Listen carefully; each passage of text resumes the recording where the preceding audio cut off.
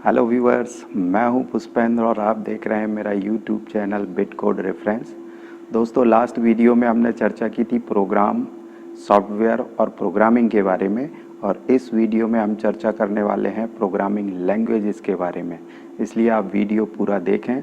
यदि वीडियो अच्छा लगे तो उसे लाइक करें, चैनल को सब्सक्राइब करें और दोस्तों के बीच शेयर करें। साथ ही कमेंट के द्वारा अपना रिएक्शन ज़रूर दें। तो आइए शुरू करते हैं अपना सेकंड लेक्चर।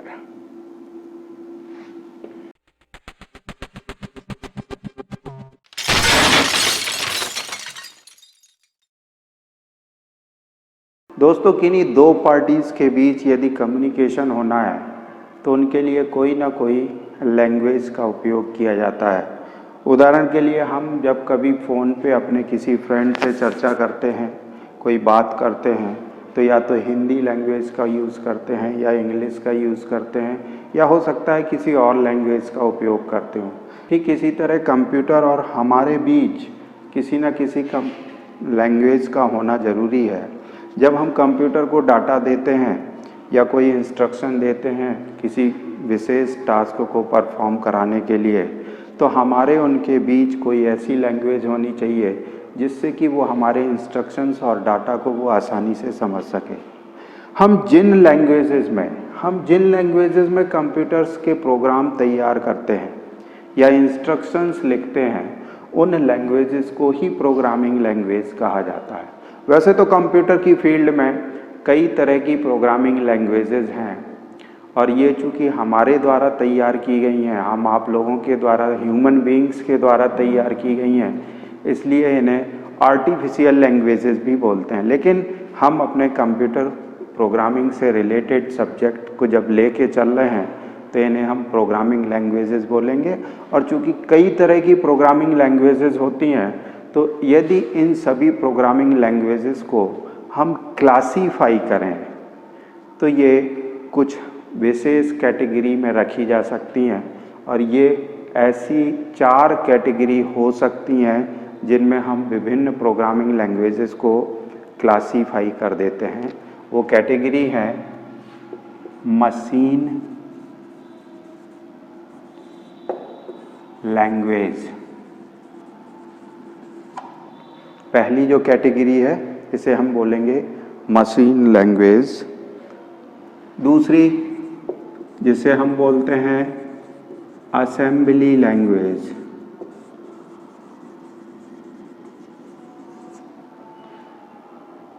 तीसरी एक कैटेगरी है जिसे हम बोलते हैं हाई लेवल लैंग्वेज।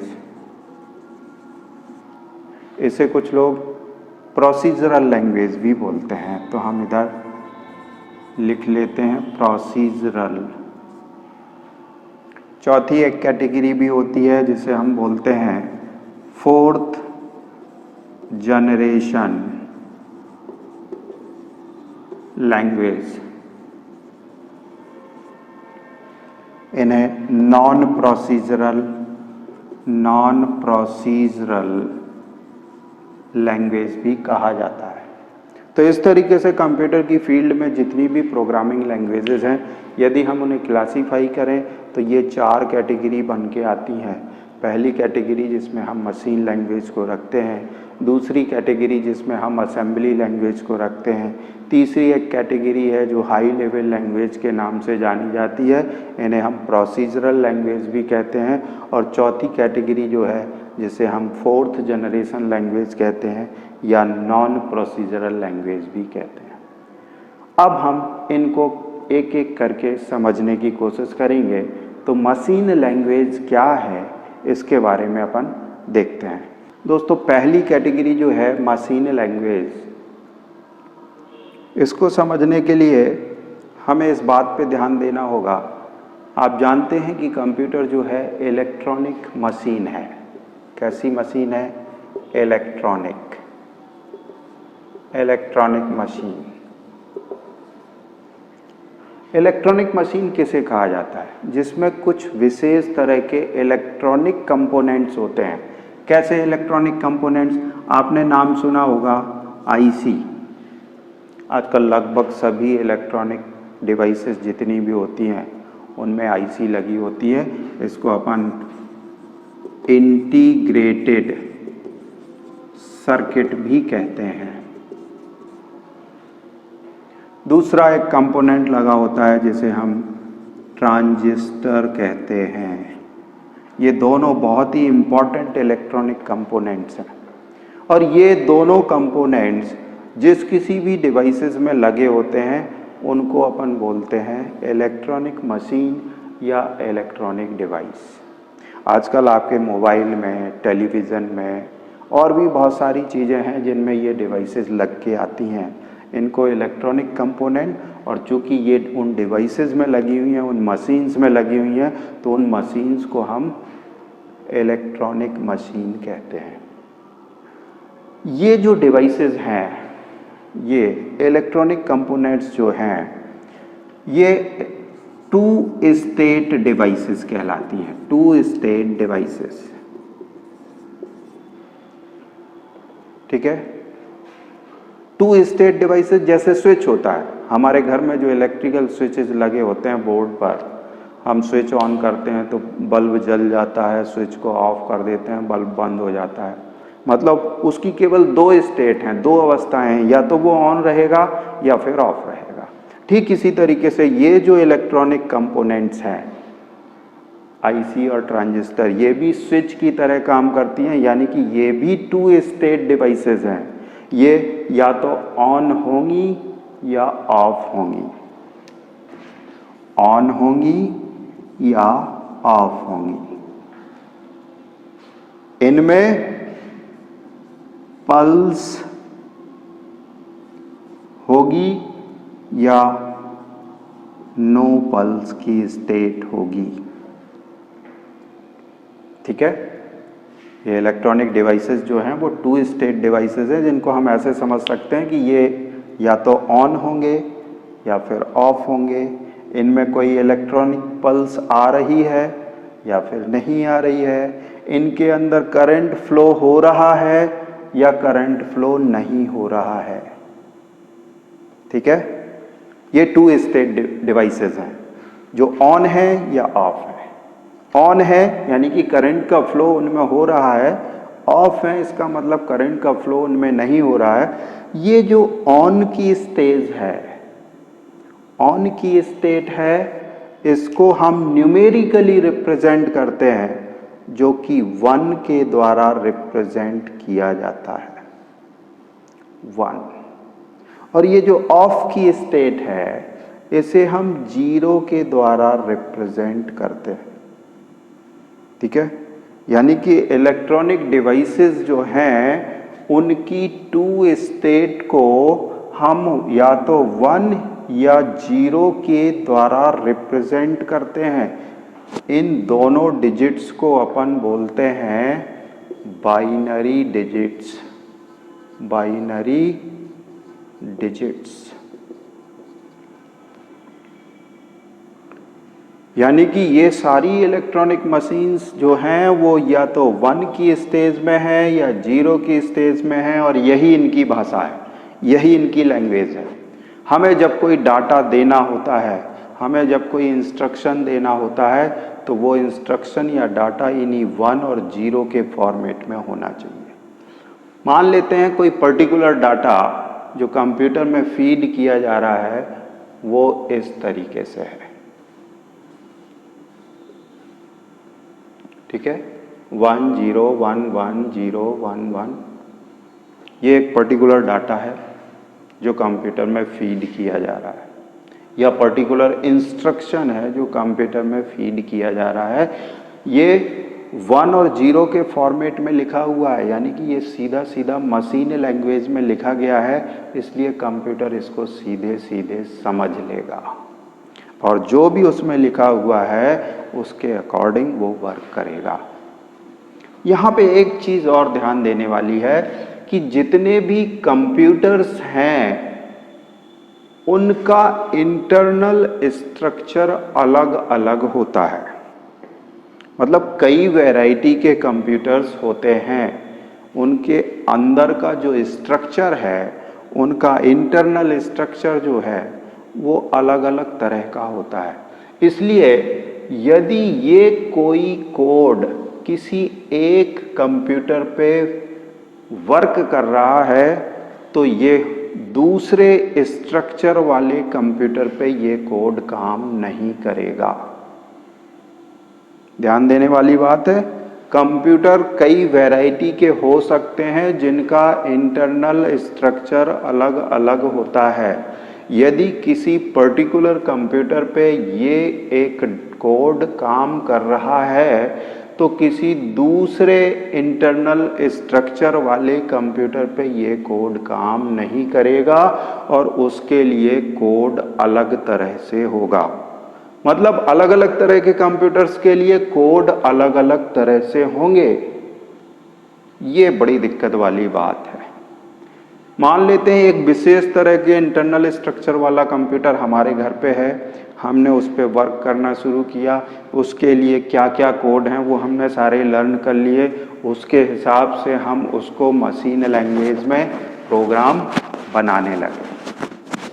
अब वही प्रोग्राम जब हम किसी दूसरे स्ट्रक्चर वाले कंप्यूटर पे जाकर के रन करने की कोशिश करेंगे तो वो काम नहीं करेगा, क्योंकि उसका स्ट्रक्चर चेंज हो चुका है और उस पर ये कोड काम नहीं करना है। हालांकि उसके लिए कोड भी इसी से मिलता जुलता होगा, लेकिन ये नहीं काम करेगा, उसके लिए दूसरा कोड होगा। तो इस तरीके से अलग अलग कंप्यूटर के लिए हमें किसी विशेष डाटा के लिए या किसी विशेष इंस्ट्रक्शन के लिए अलग अलग तरह के कोड याद रखना पड़ेंगे। और इस समय कंप्यूटर में कई वैरायटी हैं, कई तरह के इंटरनल स्ट्रक्चर हैं और सबके लिए कोड याद रख पाना बहुत डिफ़िकल्ट प्रोसेस है। यूज़र के लिए ये बहुत ही टिपिकल लैंग्वेज है। हालांकि कंप्यूटर इसको सीधे सीधे समझ लेता है, लेकिन यूज़र यानी कि हम और आपके लिए इस लैंग्वेज में इंस्ट्रक्शन और डाटा को लिखना बहुत डिफ़िकल्ट है। क्यों डिफ़िकल्ट है? क्योंकि अलग अलग मशीन के लिए हमारे मशीन लैंग्वेज के कोड अलग अलग होते हैं। अब हमें जब तक मशीन के इंटरनल स्ट्रक्चर की जानकारी नहीं होगी तब तक हमें कौन सा कोड इस्तेमाल करना है ये पता नहीं चलेगा। तो इसका मतलब ये हुआ कि हमें यदि मशीन लैंग्वेज में प्रोग्राम को तैयार करना है तो हमें मशीन के इंटरनल स्ट्रक्चर की जानकारी होनी चाहिए। इस तरीके से अगर हम देखें तो मशीन लैंग्वेज का मेन एडवांटेज तो बस ये है कि इसमें जो भी प्रोग्राम लिखा जाएगा कंप्यूटर उसे सीधे सीधे समझ लेगा, लेकिन यूज़र के लिए कई डिसएडवांटेजेस हैं। पहला डिसएडवांटेज तो ये कि यूज़र को मशीन के इंटरनल स्ट्रक्चर का ज्ञान होना ज़रूरी है, उसकी नॉलेज होना ज़रूरी है। और अलग अलग मशीन्स के लिए ये कोड अलग अलग होते हैं, तो अलग अलग तरह की मशीन के लिए अलग अलग कोड याद रखना बहुत ज़रूरी है। तीसरा, इनमें प्रोग्राम बनाने में बहुत ज़्यादा टाइम लगेगा, क्योंकि सारा कोड जो है 1 और 0 के फॉर्मेट में होता है, इसलिए इनके लिए जो प्रोग्राम लिखने में समय लगेगा वो बहुत ज़्यादा लगेगा। और साथ ही इसमें जो प्रोग्राम बनेंगे वो 100% एरर फ्री हों ये ज़रूरी नहीं है, और यदि एरर उसमें आ जाती है तो उन एरर्स को लोकेट करके सही करना बहुत टिपिकल है। तो इस तरीके से मशीन लैंग्वेज हम आप जैसे यूज़र के लिए बहुत ही डिफ़िकल्ट लैंग्वेज है। तो इन सभी समस्याओं से बचने के लिए 1950 में एक दूसरी कैटेगरी तैयार की गई थी जो आप जानते हैं, जिसे हम असेंबली लैंग्वेज कहते हैं।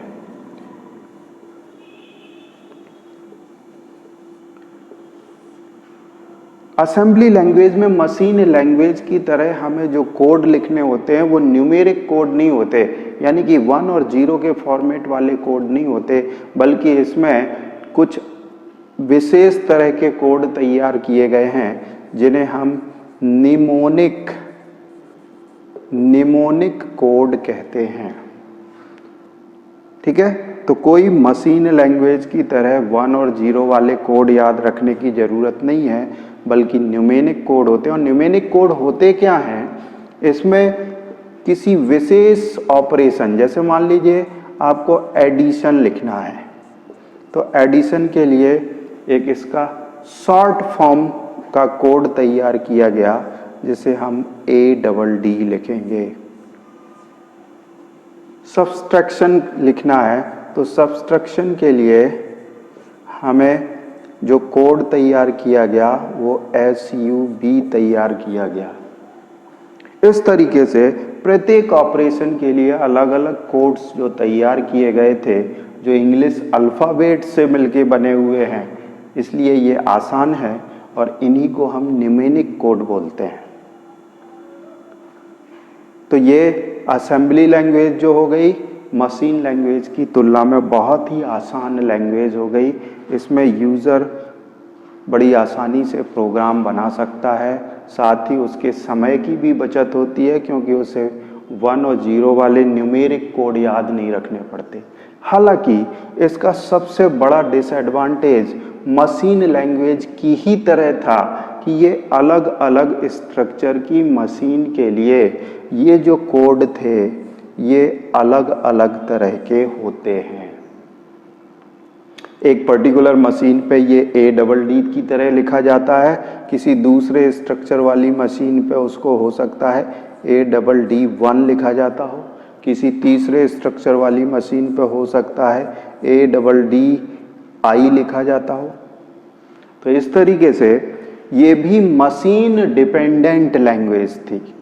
हालांकि मशीन लैंग्वेज की तुलना में आसान हो गई, हमें ये कोड याद रखने थोड़ा सा आसान हो गए, लेकिन फिर भी अलग अलग मशीन्स के लिए ये कोड अलग अलग होते थे, जिसके कारण इसे भी मशीन डिपेंडेंट लैंग्वेज कहा गया। ये इसका ड्रॉबैक था, ये सबसे बड़ी कमी थी। अब जो तीसरी कैटेगरी है हाई लेवल लैंग्वेज, ये देख लेते हैं अपन। हाई लेवल लैंग्वेज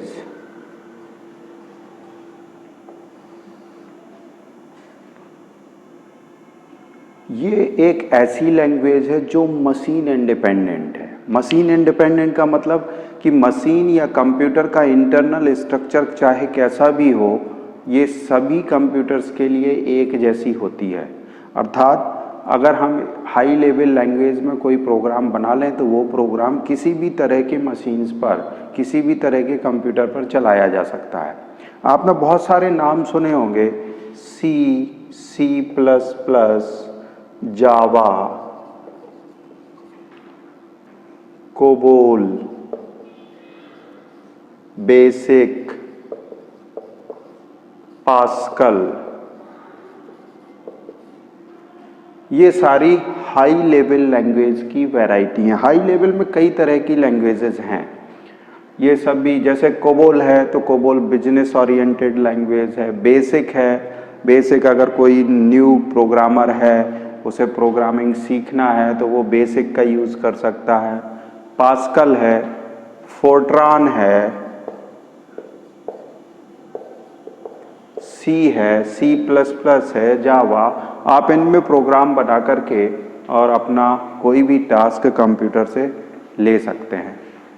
तो हाई लेवल लैंग्वेज कोई भी हम ले लें, इनमें प्रोग्राम को बनाना बहुत आसान होता है, क्योंकि ना तो हमें मशीन लैंग्वेज की तरह कोई न्यूमेरिक कोड याद रखने पड़ते हैं और ना ही हमें असेंबली लैंग्वेज की तरह निमोनिक कोड याद रखने पड़ते हैं। इनमें जो कुछ भी हम लिखते हैं वो इंग्लिश वर्ड्स का यूज़ करते हुए लिखते हैं। हालांकि उनकी एक पर्टिकुलर ग्रामर होती है, किसी सेंटेंस को, किसी इंस्ट्रक्शन को कैसे लिखना है, ये एक उनकी ग्रामर होती है, वो हमें सीखनी पड़ती है। लेकिन ये मशीन लैंग्वेज और असेंबली लैंग्वेज की तुलना में बहुत ही आसान लैंग्वेजेस हैं। इनमें हमें कोई भी कोड याद रखने की ज़रूरत नहीं है और ये अलग अलग मशीन के लिए अलग अलग नहीं होती। इसका मतलब हुआ कि अगर किसी एक विशेष मशीन के लिए हमने कोबोल का प्रोग्राम बना लिया तो वही प्रोग्राम हम दूसरे स्ट्रक्चर वाली कंप्यूटर मशीन पे उसको रन कर सकते हैं, उस पर कोई फ़र्क नहीं पड़ेगा। तो हाई लेवल लैंग्वेज जो है बहुत ही आसान लैंग्वेज है, मशीन इंडिपेंडेंट हैं और इसमें यूज़र फ्रेंडली हैं। ये यूज़र फ्रेंडली मतलब हम लोग जो लैंग्वेज यूज़ करते हैं, इंग्लिश लैंग्वेज यूज़ करते हैं, उसी से मिलती जुलती होती हैं, इसलिए इनमें प्रोग्राम बनाना बड़ा आसान होता है। हालांकि इनमें बनाए गए प्रोग्राम चूँकि इंग्लिश जैसी लैंग्वेज का यूज़ किया जाता है तो कंप्यूटर डायरेक्ट नहीं समझ पाता, उन्हें हम किसी तरीके से मशीन कोड में कन्वर्ट कर देते हैं। उनको अपन आगे देखेंगे, अगले टॉपिक में देखेंगे कि कैसे कन्वर्ट किया जाता होगा। लेकिन आप इतना समझ लें कि हाई लेवल लैंग्वेज जो है वो मशीन लैंग्वेज और असेंबली लैंग्वेज की तुलना में बहुत ही आसान लैंग्वेज है, मशीन इंडिपेंडेंट लैंग्वेज है, यूज़र फ्रेंडली लैंग्वेज है और इसमें कई वैरायटी की लैंग्वेजेस अवेलेबल हैं। आप किसी का भी यूज़ करके और अपनी प्रोग्रामिंग को कर सकते हैं, प्रोग्राम डेवलप कर सकते हैं और कंप्यूटर से मनचाहा टास्क परफॉर्म करा सकते हैं। अब बात करते हैं चौथी जो कैटेगरी थी जिसको अपन बोलते हैं फोर्थ जनरेशन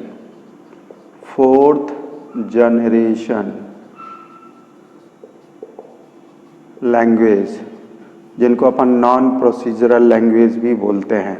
ये फोर्थ जनरेशन लैंग्वेज तो और भी ज़्यादा आसान है क्योंकि इनमें कोई टेक्निकल नॉलेज होने की आवश्यकता नहीं है, बस थोड़ी सी प्रैक्टिस आप कर लें तो इनमें प्रोग्राम आप आसानी से बना सकते हैं।